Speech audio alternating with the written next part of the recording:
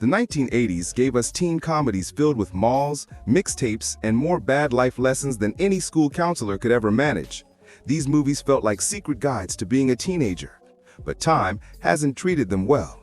What once seemed funny now feels messy, embarrassing, or just plain weird.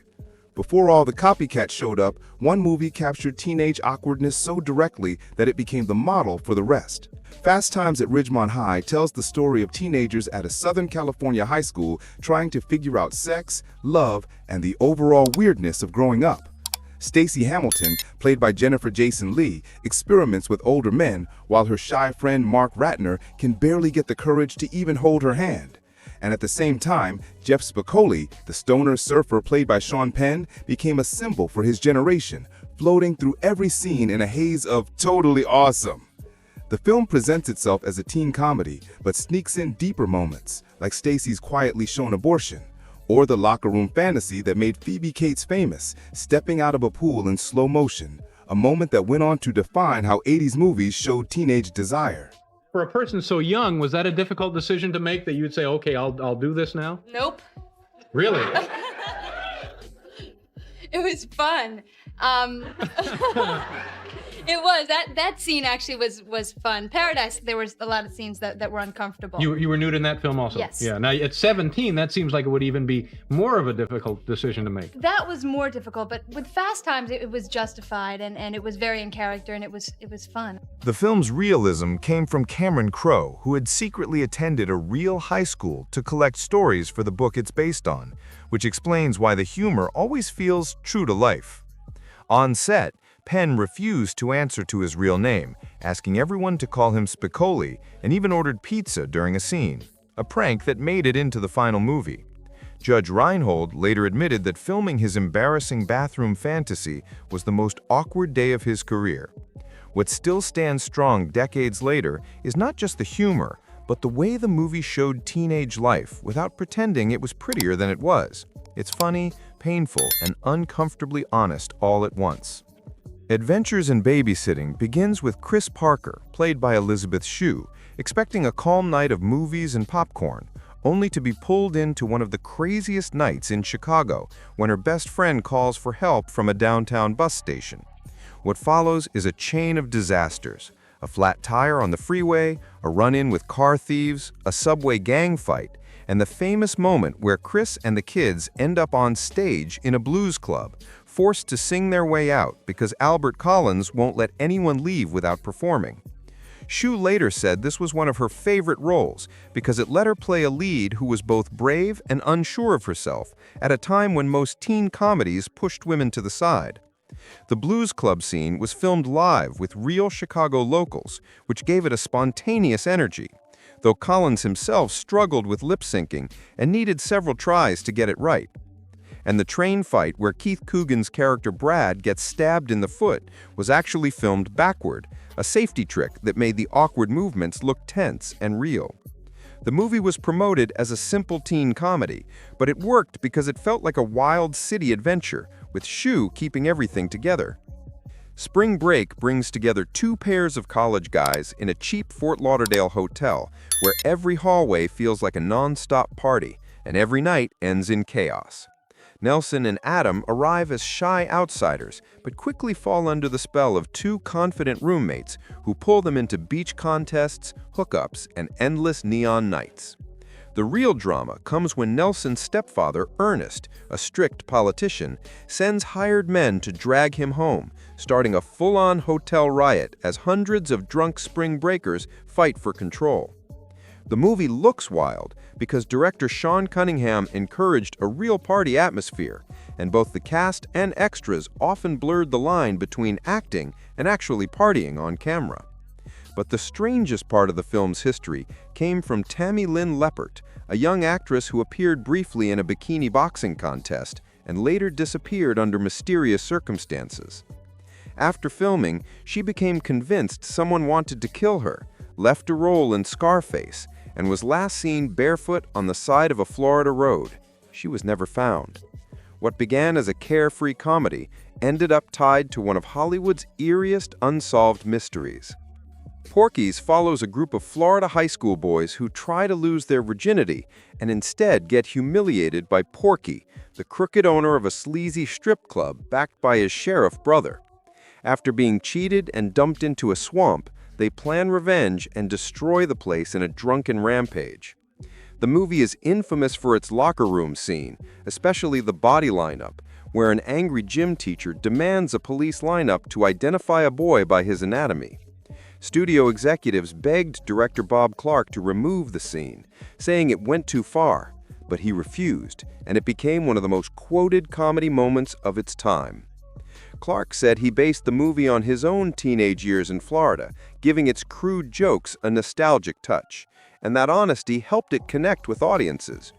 Critics called it trash, but test screenings got such loud laughs that Fox changed its mind, releasing what they thought would fail, only to see it earn over $100 million.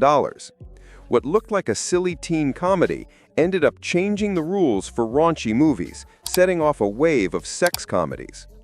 Weird Science tells the story of Gary and Wyatt, two socially awkward teens who create the perfect woman on their computer, and she actually comes to life as Lisa, a confident, magical woman who flips their lives upside down.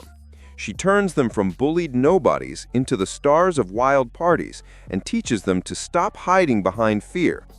The movie became a cult classic because it mixed John Hughes' love for teenage struggles with wild fantasy, complete with bras on heads, computer rituals, and mutant bikers crashing living rooms. Behind the camera, Hughes cast Kelly LeBrock after she agreed almost instantly, later saying she wanted Lisa to be less of a fantasy and more of a strong figure who took control away from the boys. On set, Robert Downey Jr., long before Avengers, caused chaos with co-star Robert Russler, pulling pranks and nearly getting fired for trashing hotel rooms. And in the finale, Bill Paxter's character Chet turns into a slimy monster, a scene that forced him to wear a suffocating rubber suit so tight he nearly panicked inside.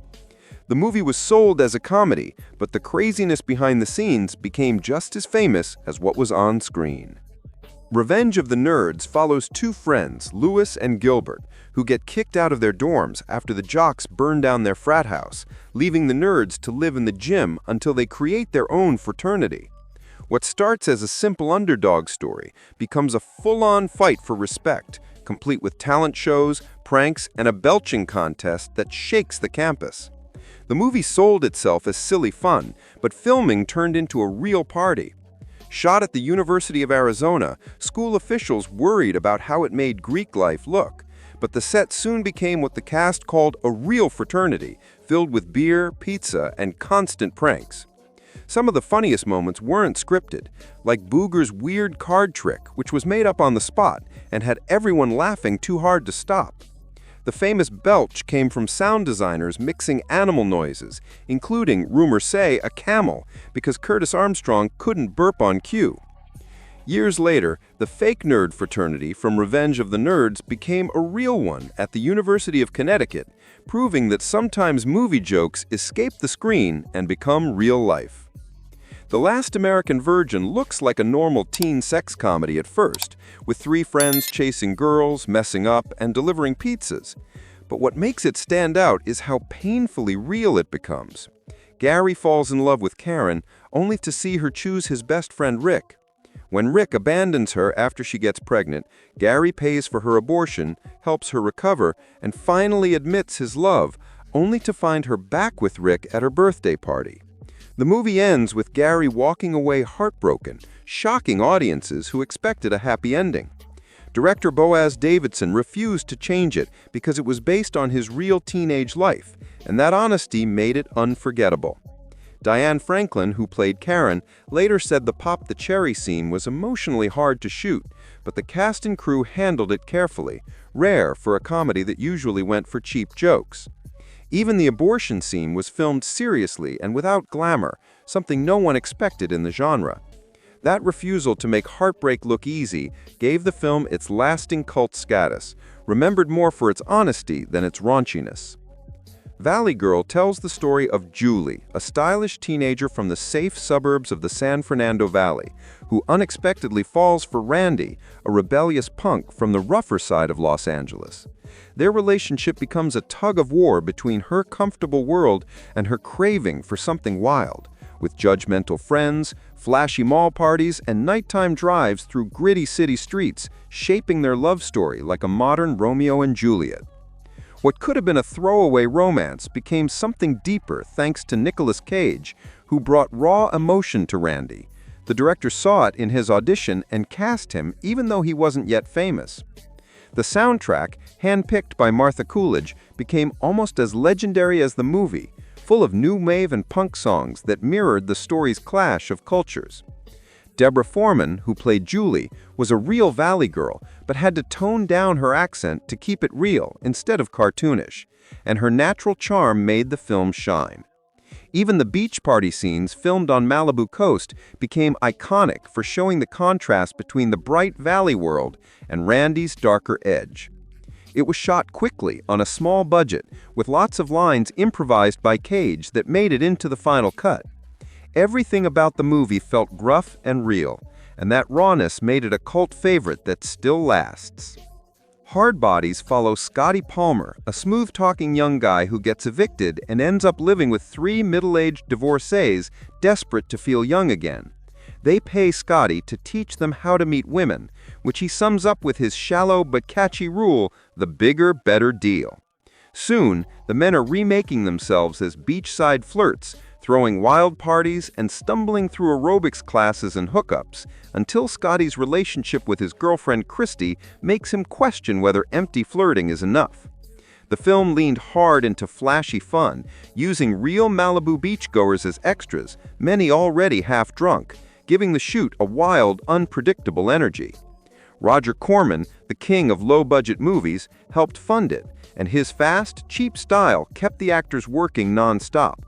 One of the oddest part of the film's history was the casting of the all-female glam metal band Vixen, who appeared as Diaper Rash years before they got famous.